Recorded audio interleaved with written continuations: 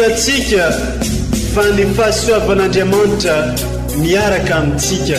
Isika fa ny fahasoavan'Andriamanitra miaraka amintsika noho izy atsika sandrivaky sy asantsika miaraka aminy.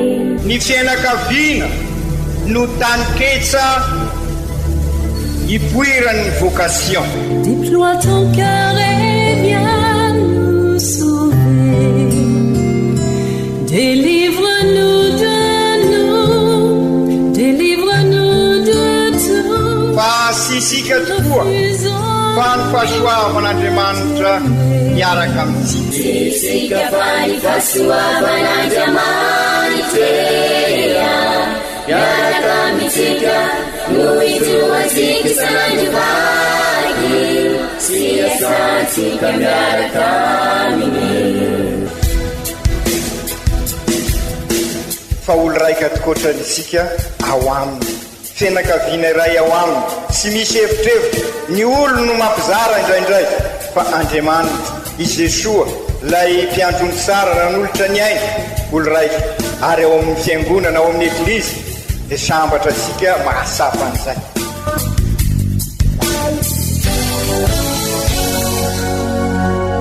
Olo araiky atsika atambatry ny fanahy masina kamiray, olo araiky ao amin'ny Kristy. Fandaram-pampianarana iaranao amin'ny son excellence Monseigneur Benjamin Marc Caramarson eto amin'ny radio Fagnier.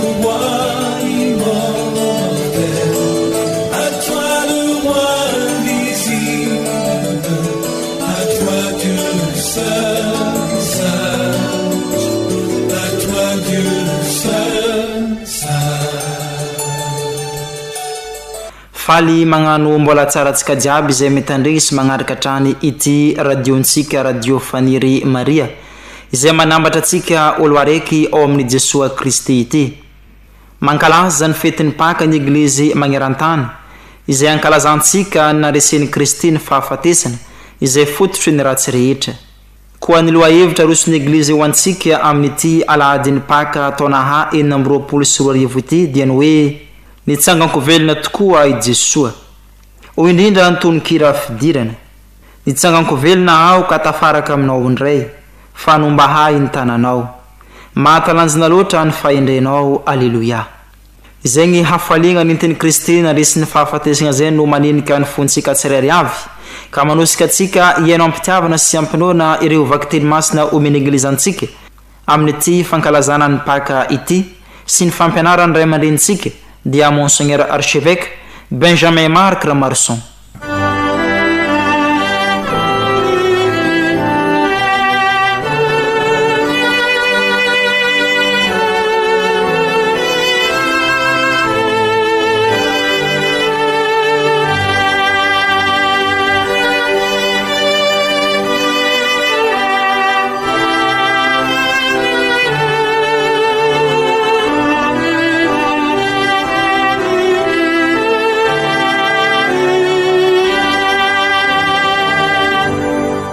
Fankalazana ny tenin'Andriamanitra. Vakiteny masina voalohany. Boky mitantara ny asin'ny apôstôly.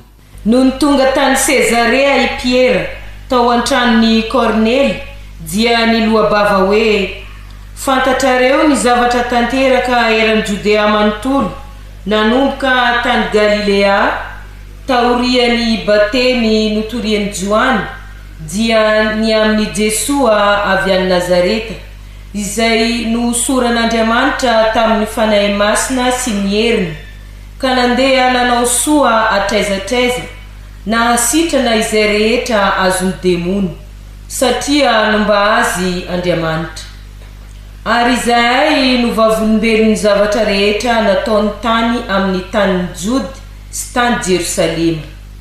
Dia novonoiny izy na antony tamin'ny hazo nefa natsangan'Andriamanitra kosa izy tamin'ny andro fahatelo sady nasehony miariary tsy tamin'ny olona rehetra fa tamin'ny vavolombelona efa voatendrin'Andriamanitra raha teo dia taminay izay efa niara-nihinana sy nisotro taminy raha efa nitsangako velona izy nandidy anay itory amin'ny vahoaka sy anambara fa izy no voatendrin'Andriamanitra ho mpitsara ny velona sy ny maty. Ny mpianany rehetra koa manambara fa amin'ny anarany no azahoan'izay mino azy famelan-keloka. Izany ary ny tenin'ny Tompo isaorana ny Andriamanitra.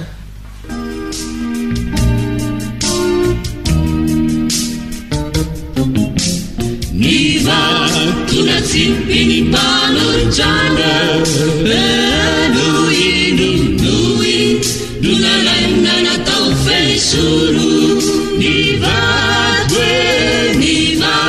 tunazimpini panorjana de Cristi tumpane mancha. Attends bien toi vous battara les tours Famana chi significava Dans Israël et les piana cabine Famana chi significava Dans les arona les piana cabine Famana chi significava Dans les matins chambu asi tupe Famana chi significava Le paurin non uniato ne tu Cayendo ridendo alla laide Si misse a famano i giai Niva una zimpini panorgiana lui Luna renna na toffe suru Niva una zimpini panorgiana De Cristi tumpane mancha Famumba di tupu si manampia Radini chiudi favaruque Leu re mi fefia mi tupo Usai re mi fefia manulula Leu re mi fefia mi tupo Usai a mi giulu maiere Runzi na mafia fatina ulavo Fatunga la muzia di tupu Ai chiu vaheri chiu manzi si tupu Lanecchio pamunzinia al credi Io si fallia fatapa munzena Nianza wacciano di marina Niva una zippini panorgiana lui Luna lenna na toffe suru Niva una zippini panorgiana De Cristi tumpane mancha Vaky teny masina faharoa taratasy voalohany masinda Paoly apôstôly ho an'ny kristianina tany Korinto. Ry kristianina havana, tsy fantatrareo angaha fa lalivay kely foana dia mampibonaka ny vongan-dafarinina manontolo. Esory reny lalivay ela mba ho vongana vaovao ianareo, sady efa voavono i Kristy izay paka ho antsika. Koa aoka ary isika ankalaza ny fety tsy amin'ny lalivay ela na amin'ny lalivay mpaharatsena amandolom-po fa amin'ny mofo tsy misy lalivay, dia ny fahadiovampo amampahamarinana izany. Izany ary ny tenin'ny Tompo isaorana ny Andriamanitra.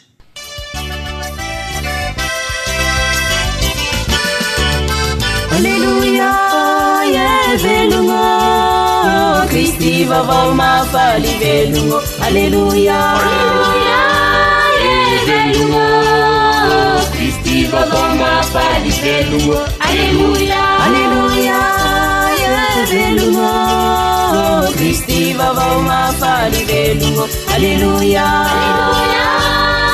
velungo Cristi vavao mafaly velungo. Alleluia. Jesu na tunijali nule funna mate Kristi baba mafali velungo Hallelujah Jesu na te mat na levin karapolungo Kristi baba mafali velungo Hallelujah Indar ni tenanda manta pasam tanalu na kazi Kristi baba mafali velungo Hallelujah Indar ni tenanda manta pasam tanalu na kazi Kristi baba mafali velungo Hallelujah Hallelujah yeah velungo Kristi baba mafali velungo Hallelujah Hallelujah yeah velungo Kristi baba mafali velungo Hallelujah Hallelujah yeah velungo Kristi baba mafali velungo Hallelujah Hallelujah yeah velungo Kristi baba mafali velungo Umbatsika mianakava nyeni tompo ho tanteraka tokoa ane izany Evanjely masina nosoratany masindajoany voninahitra ho anao ry tompo tamin'ny andro voalohany amin'ny herinandro dia lasa maraina koa mbola mezigna nakana fasina i Maria Madeleine ka nahita fa voaisotro tamin'ny fasina ny vato dia lasa izy niazakazaka nakana amin'ny Simona Piera sy ilay mpianatra malalan'i Jesoa ka nanao tamin'ireo hoe nalain'olona tao ampasana ny tompo ka tsy fantatray izay nametrahany azy dia mba lasa koa i Piera sy ilay mpianatra anankiray nakany amin'ny fasana ka niara niazakazaka izy roa lahy saingy nandeha faingafaingana kokoa ilay mpianatra anankiray ka tonga talohan'ny Piera tao amin'ny fasana dia niondrika izy ka nahita ny lamba nipetraka teo nefa tsy niditra noho ny tonga koa i Piera nanaraka azy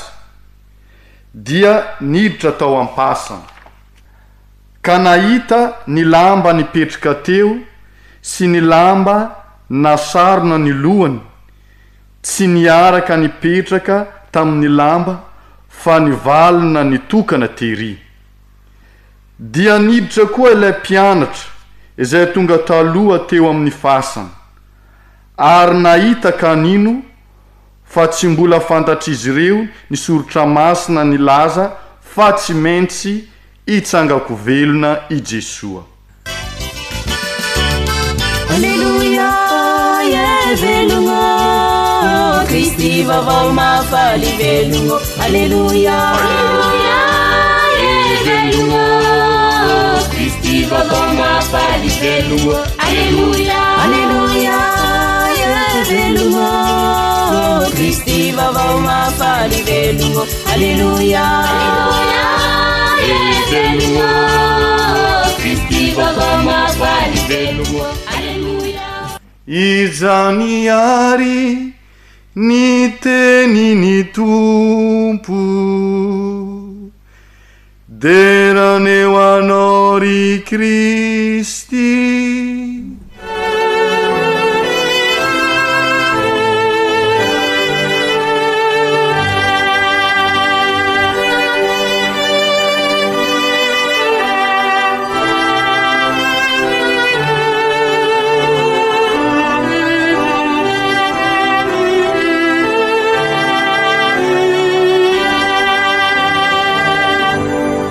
Ry kristianina ava malala, ankafaliana, ankaravona, ampitiavana tokoa no anolorako eto ny fiarabana sy ny firarisoa ho ansika olo raika ziaby, ho ansika IOV ziaby, ho ansika eglizy kely, eglizy fiombonana, eglizy fototra, eglizy iraka, isika diocese ziaby, isika fianakaviam-ben'ny Andriamanitra, isika olo raika ziaby, isika frately tuty ary izay rehetra afaka mamaky na mitandre izao fampianarana sy afatra amin'izao andro ny paka izao.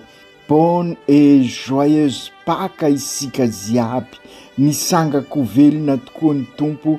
Alleluia. Ry kristianina hava malala, tamin'ny alahadiny sapakazo sika no nanomboka nidingana lehibe rehefa avy nanao ny ezaky ny karemy, ary rehefa avy nanao ny fivahinina masina teny amin'ny la montagne, ka niditra niaraka tamin'ny tompo tao Jerusalema.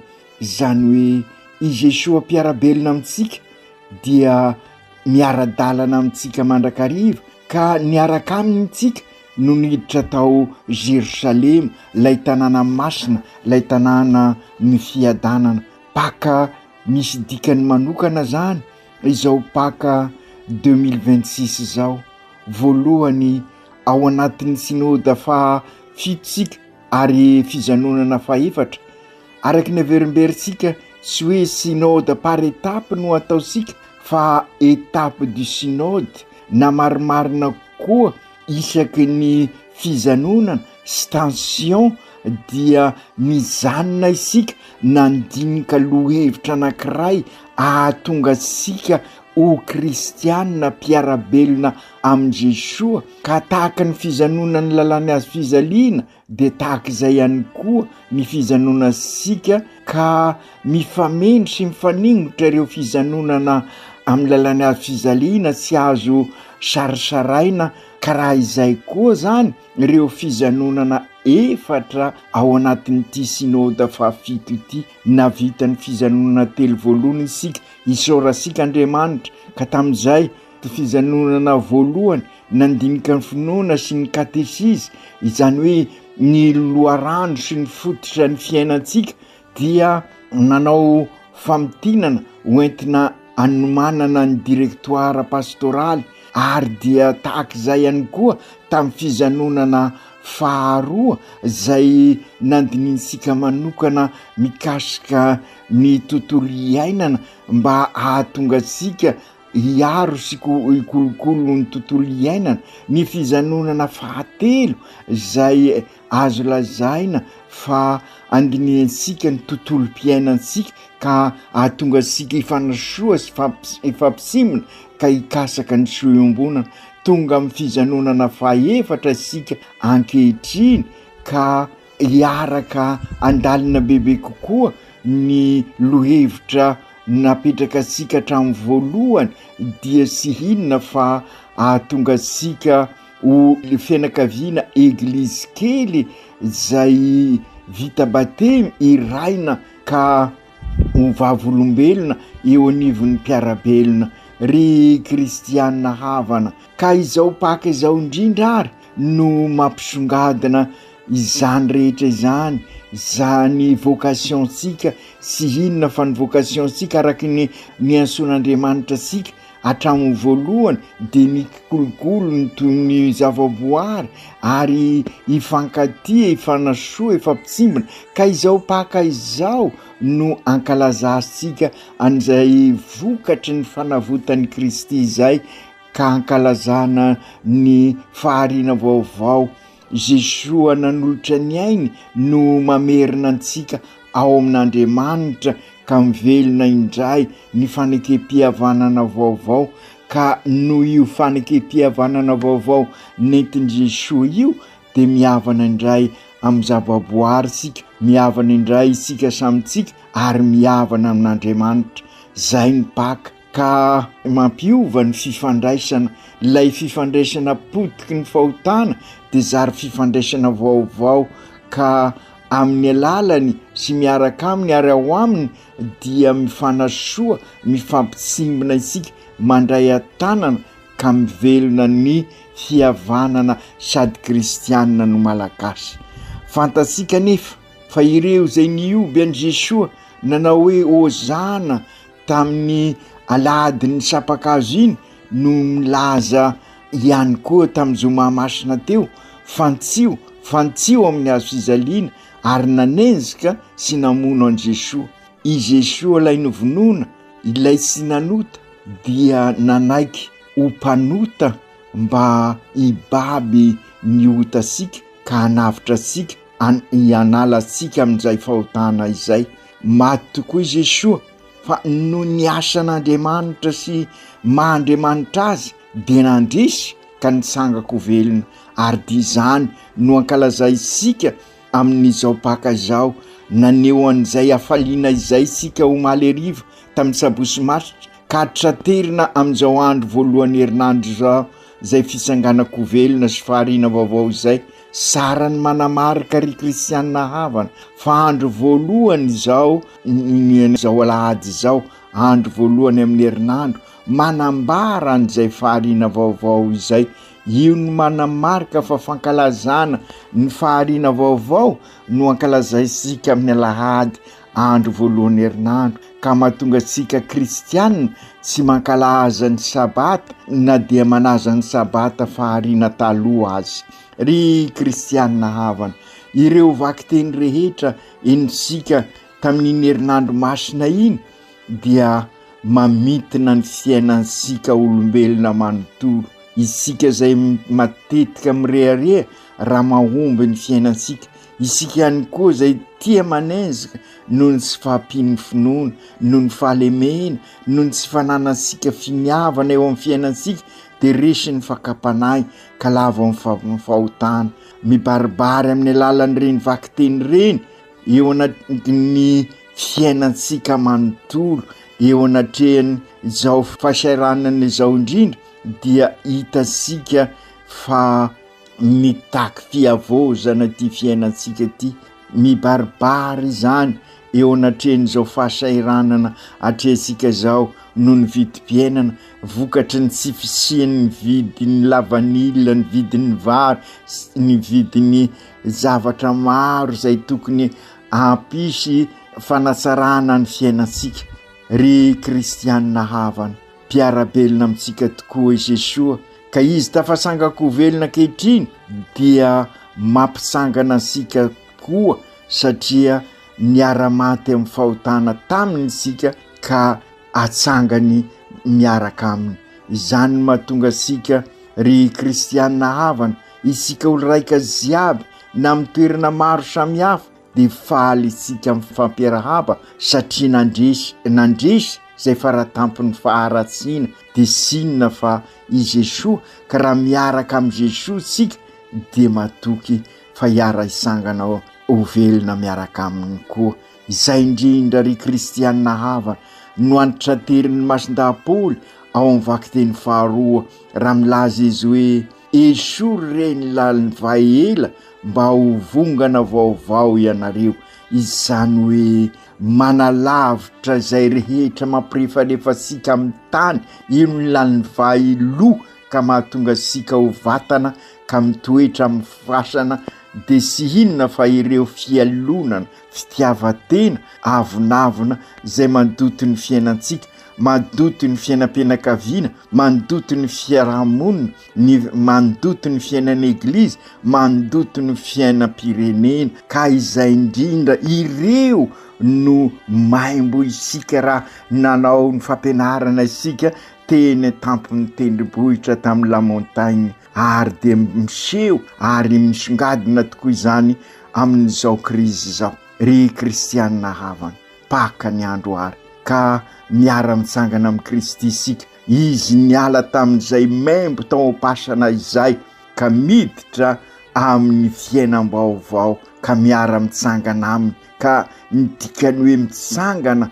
dia manambara ny asiny mahaolona ny biby tokoa no mirefarefa ka mandady amin'ny tany fa isika kosa ombany ny fahasoavan'Andriamanitra dia afaka miarina mitsangana mizoro izany ny dikany batemy izay nahavoazysika tamin'ny sabosy masina mizoroa ary isika aoka hiala amin'ny fiainana loha fiainana maimbo ka mizoro amin'ny fiainana vaovao amin'ny Kristy satria fahariana vaovao izay ny dikany paka mizoroa amin'ny marina mizoroa amin'ny fifanasoavana sy ny fifampisimbinana mizoroa amin'ny fihavanana sady kristianina ny malagasy fa sy ilay fihavanana teriko alao izay mitondra amin'izay fiainana loha izay ry kristianina havana tsy misy ny fampandrosona ny maha-olona manontolo sy ny olon-drehetra raha sy manjaka ny marina, raha sy mifanasoa, raha sy mifampisimbana, raha sy samy vonina hikasaka ny soa-ombonana, ary raha samy mivelona ny fihavanana sady kristianina no malagasy. Io takiany fanavozana matimatesasika amin'izao fotoana izao. Re kristianina havana, nilozan'i Jesosy tokoa ny fasana misy ny vatana loha, misy ny fiainana maimbo, hoy isika teny amin'ny La Montagne, ka oka ny fandreseny anampy asika koa andao ny fiainana loha entiny fitiavatena, misy netraketraka ary herisetra isan-karazany. Anjarantsika ry kristianina havana amin'izao Paka izao, ny anatanteraka ny hiraka ataon'i Jesosy tafasangako velona araka ny afatra ny ao amin'ny evanjely, mandehana any Galilea, any ao no mahita anareo. Maniraka asika izy mba hiditra amin'ny fiainantsika, satria io Galilea io dia manambara ny fiainantsika, ka aokary io fiainansika io zay loha araka ny voalazantsika teo, mba asiasika ny Jesosy velona mampisangana asika, dia ho fiainana vaovao ary dia avao koa isika ka hanambara an'izay fiainam-baovao zay amin'ireo manodidina antsika. Aokary sika hiala amin'ny fiainana maimbo ao am-pasana amin'ny alalan'ny fandaliana-pinoana ho isika, amin'ny alalan'ny vavaka, amin'ny alalan'ny fanaovana ny marina araka ny afatra teny tendrombohitra. Ny miala amin'ny fiainana loha, fiainana maimbo dia ny mampanjaka ny marina. Ny manimba ny fiainansika ho isika averimberitsika matetika dia ny sy fisian'ny famarinana eto amin'ny fiainansika andavanandro, eto amin'ny tanindrazasika. Koa na dia misy ny arena rehetra azitsika no ny lainga sy ny tsy marina ary ny risoiso, dia manjaka amin'ny fiainana andavanandro ka mahatonga atsika miha-mahantra hatrany. Eo anivon'ny sekoly fanabeazana dia sy maintsy ampianarina ary raha tia isika hiala amin'ireny lainga sy fitapitaka ireny, ilaina ny mampianatra ny marina eo amin'ny fiainan'ny zanasika. Anaovasika ezaka koa ny fanazana ny tontolo iainana. Hain'ireo mpianatra ny hoe izay manao ny marina ny endry ary izay marina ny olonafaka. Ry kristianina havana, naverimberisika teo fa fahariana vaovao ny Paka, ka okarisika anana maso vaovao eo amin'ny fifandraisasika amin'ny zavaboary amin'ny tontolo iainantsika. Ao koa mason'ny Jesosy nitsangako velona no entsika izerena ny manodidina antsika, ka amin'izay sy hamono isika, sy hanapotika isika, sy ho titeny isika, fa hivelona an'izay fifandraisana vaovao ao amin'ny Jesosy izay amin'ny tontolo iainana. Amin'ny tontolo iainansika ihany koa izay nankinin'Andriamanitra amintsika tamin'ny faharinan'izao tontolo izao voalohany. Ry kristianina havana, anatin'ny Paka aritsika faharina vaovao isika, ka oka ho vonona hikarakara sy kolokolo ny tontolo iainantsika. Inona moa dikan'izay? Tsy hifanapotika isontsika, tsy hifanelikilika isika, fa hifanasoa, hifampisimbana, hikasaka ny soa iombonana araka ny teny fanevany fijanonana fahatelo amin'izao synôda fahafito izao. Ary izay ihany koa no oka hanampy asika hivelona ny teny faneva amin'ny fikolokoloana ny tontolo iainana, araka ny lazaisika hoe izay mitevy ala mamony taranaka ary izay mamboly kakazo manome aina. Araka izany manome aina ny Paka, ka oka sy hanapotika ny ala insontsika fa amboly kakazo hanome aina mba ho tontolo misy fanantenana tokoa ny tontolosika. Fiainana eukaristika ny fiainantsika raha manaza ny tontolo iainantsika. Inona tokoa moa no atolosika rehefa mankalaza ny eukaristia? Ny vokatry ny tany, ny vokatry ny fiainantsika. Oka ho vokatra mendriky ny fahariana vaovao ary. Ry kristianina havana, vokatry ny Paka no atolosika fa indrindra amin'izao andro sarotra izao. izany niombona antsika am' Jesoa ka atolony amiray ho sakafo mamelona antsika ho aina ivelomantsika.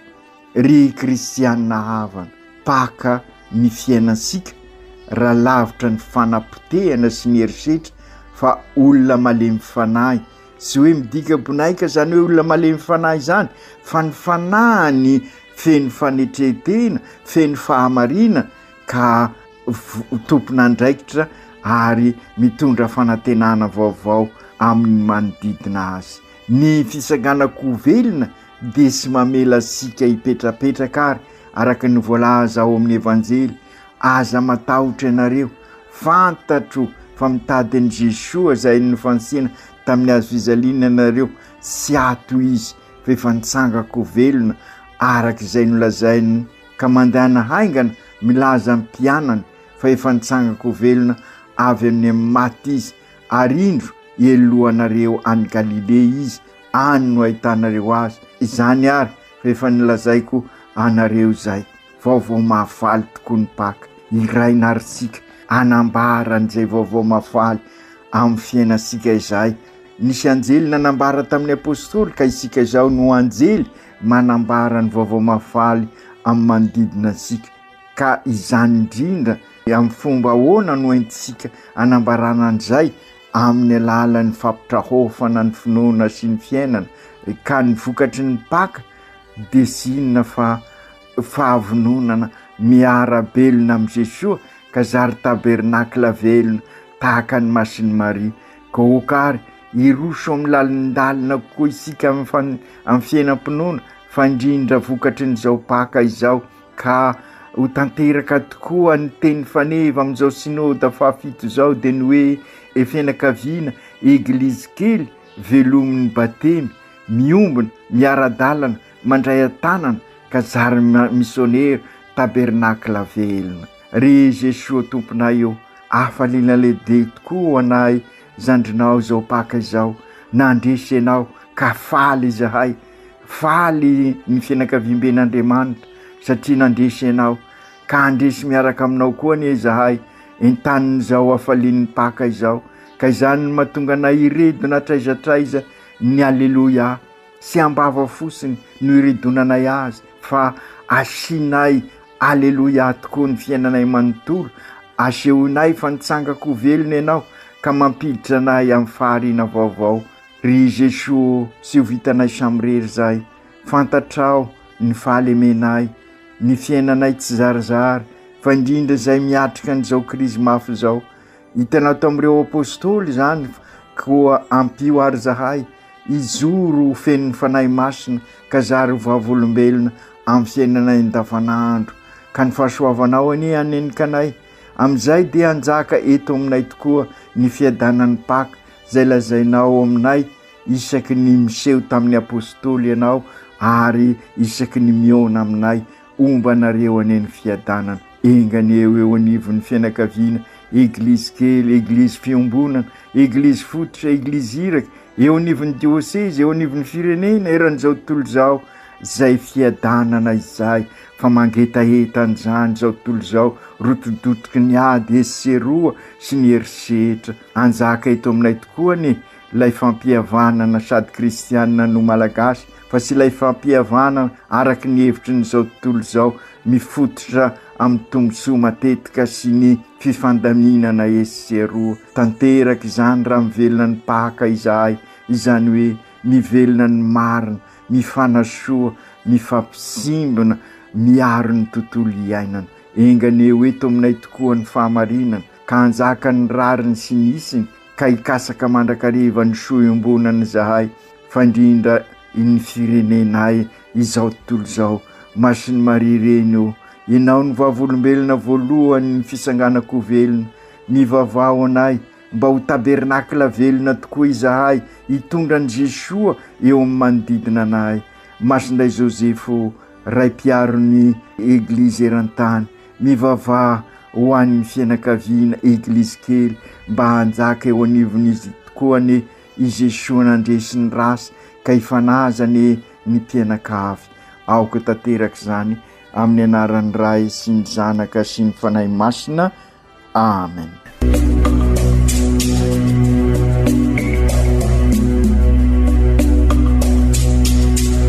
sy atsika fa ny fahasoavan'Andriamanitra miaraka amintsika. Isika fa ny fahasoavan'Andriamanitra miaraka amintsika noho izoatsika sandrivaky sy asantsika miaraka aminy. Ny fianakaviana no taniketsa ipoiran'ny vocation. Déploie ton cœur et viens nous sauver. Délivre-nous de nous, délivre-nous de tout. Fa sisika tokoa fa ny fahasoavan'Andriamanitra miaraka amintsika. Sisika fa ny fahasoavan'Andriamanitra miaraka amintsika noho izoatsika sandrivaky sy asantsika miaraka aminy. Fa olo raika tokoatranisika ao aminy, fianakaviana iray ao aminy, sy misy hevitrevitra. Ny olo no mampizara indraindray fa Andriamanitra i Jesoa lay mpiandrony tsara ranolotra ny aina olo raika, ary ao amin'ny fiangonana ao amin'ny eglizy dia sambatra tsika mahasapan'izay.